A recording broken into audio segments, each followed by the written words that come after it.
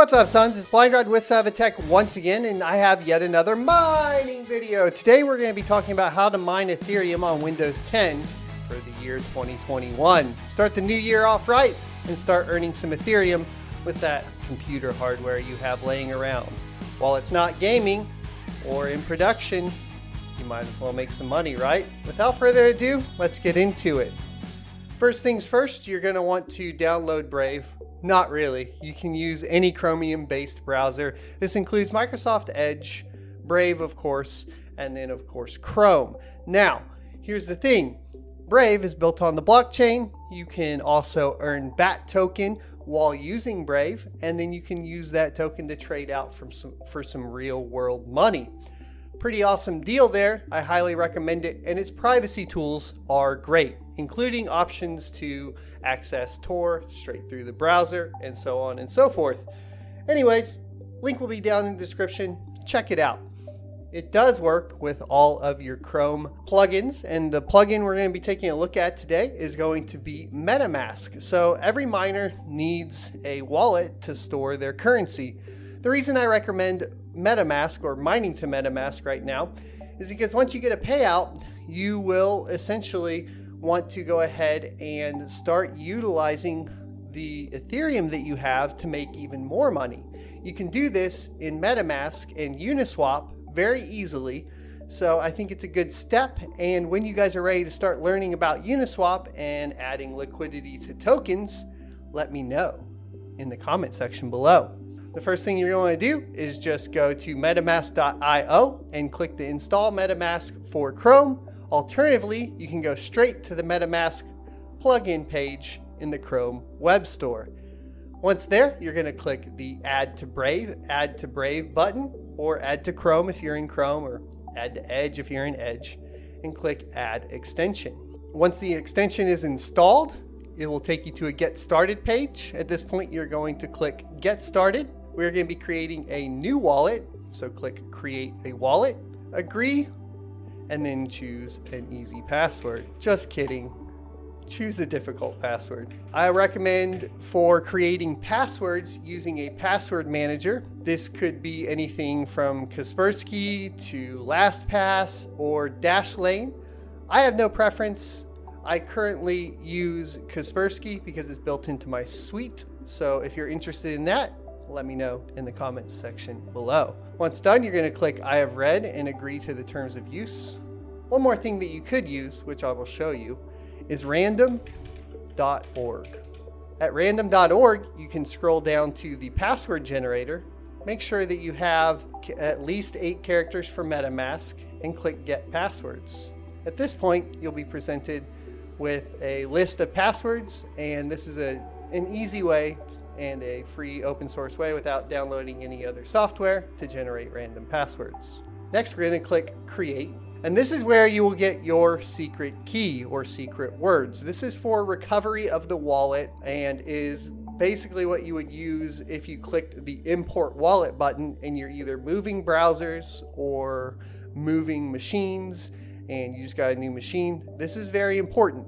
A, you don't want to share this with anybody, and B, you don't want to lose it. Now that makes this pretty difficult. There are plenty of ways to go ahead and secure this information, and we'll go over 3 of them right now. But first, you're going to want to go ahead and Control-C it and put it in a notepad, or what I would recommend also is just writing it down on a piece of paper to continue setup. Now that we have it in a notepad, you need to decide where to keep it. If you want to keep it on the computer, I would recommend using something like an external USB drive that you encrypt with basically the built-in Windows 10 BitLocker option to go ahead and encrypt the information. Another option is using Nord Locker, which has been pretty helpful when moving between machines for me. It is basically an encrypted cloud storage service, and works pretty well. And there's a free option that gives you 3 gigabytes, which is usually enough to store keys, or at least store keys temporarily. For the ultimate security, you really want to write this down and put it in a fireproof safe or somewhere where you wouldn't lose it. And that's because anytime your key is on the internet or touching the internet in any form or fashion, there is always a possibility of getting hacked. One of the things that you will notice with MetaMask that they do here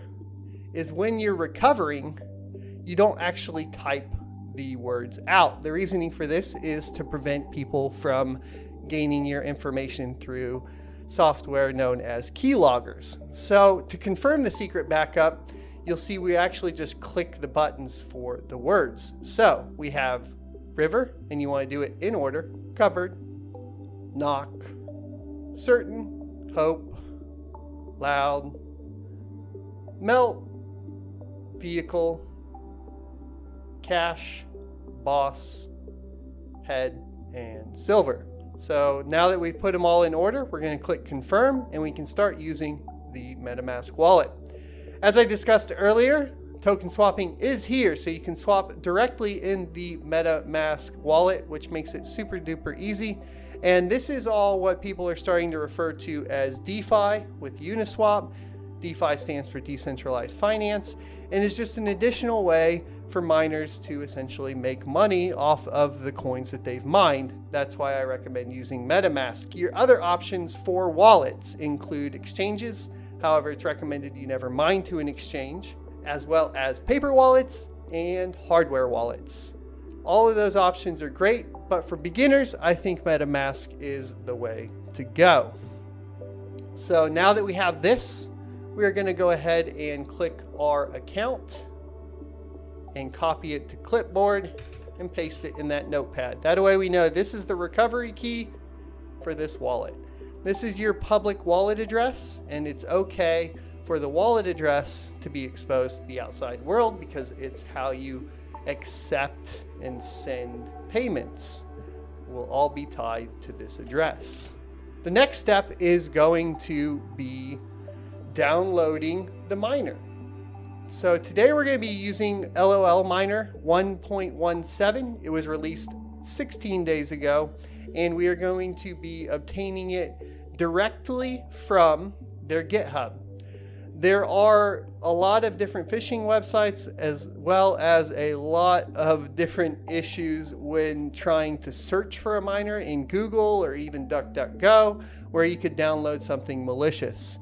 And this is important because you need to keep in mind that all miners are considered malicious to some extent by every antivirus solution, which means you will have to make an exception. So you want to be very, very certain that you're downloading from a safe website, because you will have to allow it through, of course, your firewalls, as well as through the browsers, so on and so forth. Brave browser is a little bit easier. Chrome will try to block it, so will Edge.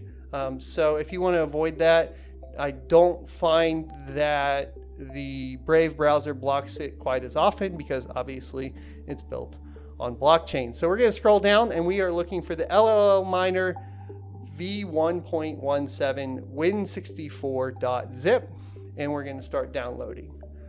Once downloaded, we're going to click the little up arrow and click show in folder. At this point, we can go ahead and extract it. I would recommend putting it somewhere that you want to access it from. I personally usually put it on a secondary drive called games under my miners folder. But for today, we're just going to extract it in the downloads folder. So you will right click and say extract all if you're using the built-in Windows 10 decompression tool, or you can use 7-zip or WinRAR. It's all up to you. If you are using 7-zip or WinRAR, I assume that you already know how that functions. So we're going to click extract all and then extract. At this point, we will have all the files to start mining. There are some pre-configured batch files here, and they are preceded by .bat. If you do not see the .bat or the .text, these are known as file extensions, and you will need to go into your folder options to be able to see them, and this will be important later on. So what you'll want to do is go down to your Cortana search bar and search for File Explorer Options. Once you have that, you'll click the View tab. And then down here, you want to uncheck the box for Hide Extensions for Known File Types. Because essentially, if we have it like that, this is probably what it looks like if you haven't already done this before. And yeah, I know. And there's my antivirus. So you see here that we basically have no file extensions. So if we wanted to create our own batch file, it would be a little bit more difficult. This just makes it clear. Uncheck it, click apply, and then you should see all of your file extensions. So now that we have our batch files, we need to go ahead and obtain the rest of the information to configure the files. We'll be doing that by heading over to our favorite mining pool, ethermine.org. The mining pool is up to you. There are many different options, and depending on your region, you may want to choose one that is closer to you. That being said, Ethermine is most popular in the US, but does have international options as well. And then, of course, in China, you have things like SparkPool, which would be the next largest one. And we will go over specific pools and maybe do pool reviews later on. If you're interested, let me know once again in the comment section below. So at this point, you'll just want to click the little menu button up in the top left and click the Start Mining option. And here is where you are going to find your mining server. They have options for Asia, Europe, US East, US West, and then of course the ports. You have your SSL port, your Stratum ports, and alt Stratum ports right here. We're going to be basically just modifying a pre-configured batch file from the miner that we downloaded. So we're going to go back to our file explorer. We are going to find the one that says mine ETH, and this is something we also need to talk about. Okay, so like I said, this is something we need to talk about. Your performance is going to be better on cards with over 4 gigabytes of video memory when using typically just the standard mine ETH. However, if you have a card that only has 4 gigs of video memory, you're going to want to play with the mine_ETH_4G batch file. Now, I am working on getting a 4 gig card to test with, and unfortunately the one that I thought I had was actually one of those reference RX 580s that you could flash and get the 8 gig version of. So guess what? It did have 8 gigs of VRAM on that particular card, so I don't actually have a true 4 gigabyte card to test with. So for today, we're just going to be going over the standard basic setup for mining with cards with over 4 gigs, and we'll do a how-to later on the rest. You'll want to right-click the batch file and click Edit, and this is where Windows is going to protect your PC. So you'll have to click More Info and click Run Anyway. This is why we spoke about the importance of downloading it from the official GitHub as opposed to other sources, because you are going to have to add an exception to Windows. So we're going to click Run Anyway, and then here is our configuration file. As you can see, we have our set pool, and this is where we input the information from Ethermine. For us today, we're going to be using US1. So you'll go over to the pool, click Control-C, highlight the pool, and do Control-V. Then we will want to grab the port 4444, Control-C, and put that in the port, and it'll come right after the colon here. Make sure the colon is still there. And then we have our wallet address. Going back to our public wallet address, over here, we're going to highlight it and do Control-C, and then come back over here and do Control-V. Now we have our wallet address and the pool set. We're going to click File and Save. Once we've done that, we can go back to the folder and double click the batch file to start the miner.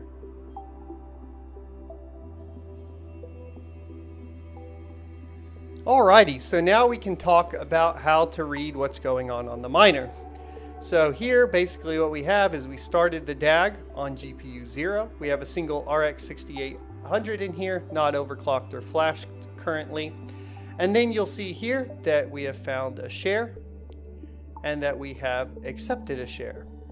This is when the GPU starts working, and then we will get a report of the speed. The speed is calculated on Ethereum as megahash per second. This number will give you an idea of your potential profit. Now we're at 61 megahash a second. To calculate profit, you can go back to a web browser and use a site called What to Mine. So in the case of this one, we are at 61 megahash. Now you should calculate watts as well as input your cost for kilowatt per hour. But for today, we're just going to calculate what I would call your gross revenue. So we're going to click calculate and scroll down here, and you can see that a single RX 6800 makes $2.78 a day in revenue. So now that we have the miner running, we know what our projected revenue will be. We will let the miner run for a little bit, and then we will come back and make sure it is actually mining to the pool, and we'll go over how to read the pool. Okie dokie, so let's go over reading the pool. Headed back over to ethermine.org, make sure you go to the home tab and scroll down to find the option for to search your Ethereum miner address. Go back to the config that you created and right click and copy your wallet address. Go back to the Ethermine webpage and paste the address into the search tab and click search. At this point, you will be presented with your dashboard. The dashboard is going to have essentially all of the information that you need to understand to calculate your revenue and actual on-pool revenue and hash rate. Currently, it's only showing 5.2 because we just started mining. Up here, you will see workers active and inactive. So this is a good spot to take a look at if you have a mining rig down, or to see if you have a mining rig down. Next, you have your unpaid balance. And the unpaid balance is how much Ethereum is actually on the pool that you have earned. Once you hit your minimum payment threshold, that balance will be paid out to the MetaMask wallet that we talked about earlier. Over here, you have your estimated earnings, which will show you both daily, weekly, and monthly. Not both, but all daily, weekly, and monthly. And you can also convert it to what your earnings would be in BTC conversion and USD. As you can see here, estimated earnings monthly with 5 megahash is $7. This will change as that number rises. As you can see here, we have a reported hash rate of 60 megahash a second. Over time, these charts will fill out and you will have an idea of when the miners are not working and working. It will also give you an amount of valid shares, workers, and stale shares. If you have stale shares, you might want to check your overclock. Or if you have, of course, invalid shares, you might want to check your overclock. Now, minimum payout you can change. Scroll back up to the dashboard, click the little down arrow, and you will have your settings tab. Under settings here, you will essentially type in an email address, and then you will type in your IP, and then set your payment threshold. For most people that are hobby mining or just starting out, you will want to set it to 0.05. Now, to find your IP address, you can use basically whatismyip.org or one of those various ones. Clearly, I will not be showing you guys that, even though we are on a VPN. You never know. So maybe my VPN connects to the same IP over and over again, blah, blah, blah. For safety, I will not show you guys what my IP is, but you would want to go to whatismyip.org. Link will be down in the description. You will type your IP into this box, and then you will click submit, and it will change your payment threshold to 0.05.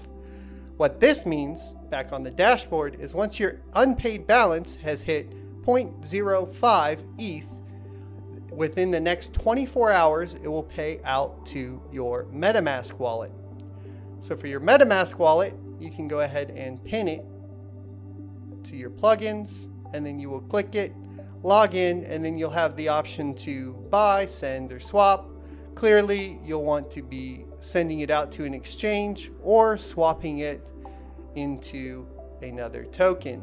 What I recommend is swapping it into another token and then using Uniswap to go ahead and add it to liquidity to earn some additional fees. This is not financial advice, it's just what I'm doing. Now, let's talk about actually getting your money out into dirty fiat. Now for fiat, you are going to need to set up something on an exchange. Exchanges that use Ethereum are plentiful. You have options of Coinbase and Binance. One of my favorite, of course, though, is going to be crypto.com. I'll leave a referral link down in the description below for you guys to check out.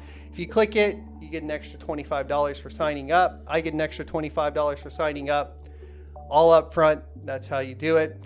Crypto.com will allow you to exchange currencies as well as add it to a card. You can get basically a debit card from them, and you can directly add it into the app and just click the top up button, and it's pretty awesome. I highly recommend it, except for one big caveat, and that's that you don't control your private keys. So it actually holds it in kind of a master wallet situation.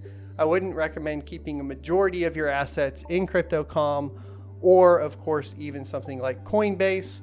Personally, I would feel better with MetaMask, a hardware wallet, or, of course, an offline wallet all the way. So hardware wallet options are things like the Ledger and, of course, Trezor. We can cover those in another video, and let me know in the description below, out of all the videos we've mentioned, which would be most helpful for you. Thanks everybody for watching. I hope this video was helpful. If it was, leave a like, comment, and subscribe down below. And as always, I'll see you next Tuesday.